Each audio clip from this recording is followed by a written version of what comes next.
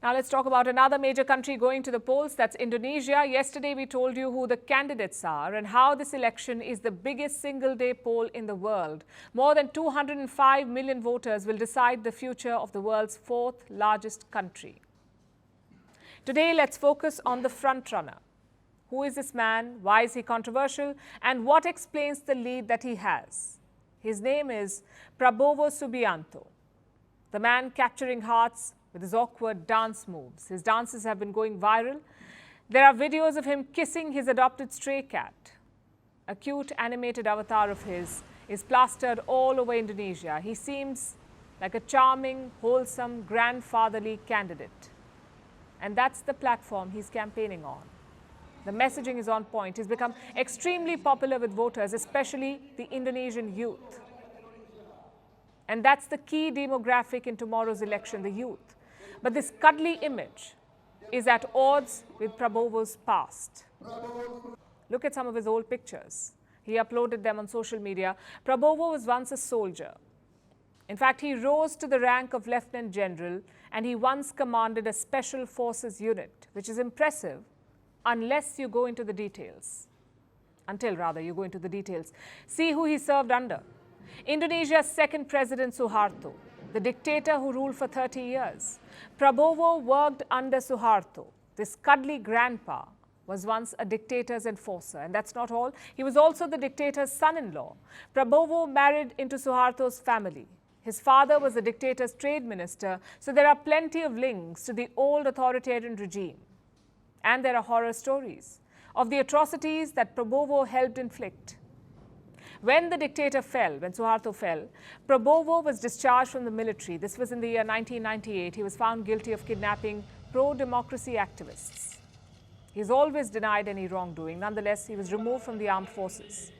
Then for a while, he left Indonesia. He was in a self-imposed exile.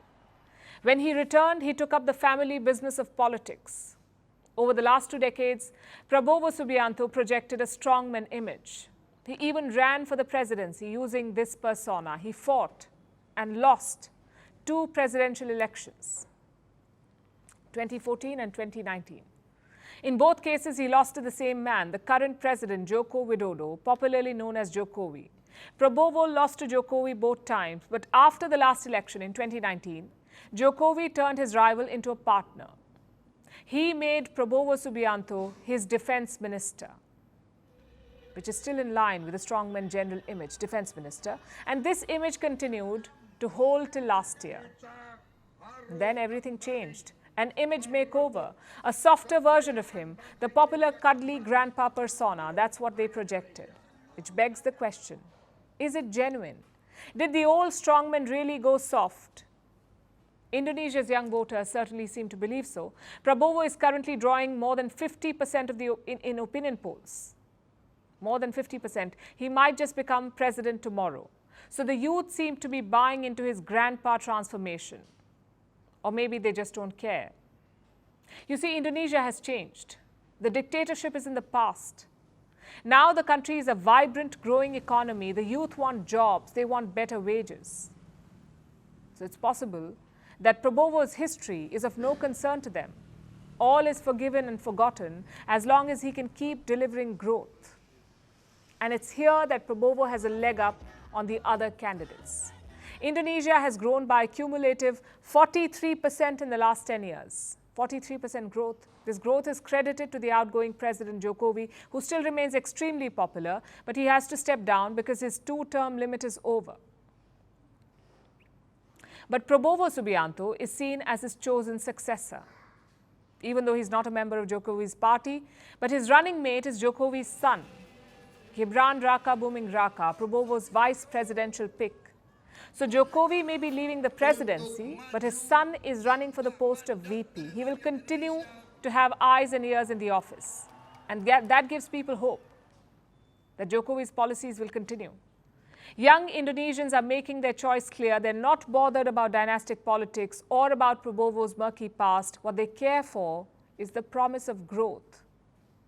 And that alone could propel the old general to power. From impeachments to inaugurations, if it's a political story, we are on the scene.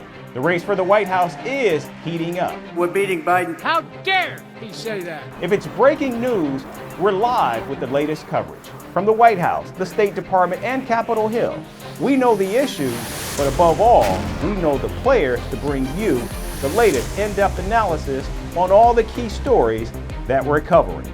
I'm Eric Ham. Join me from Washington here on First Post America.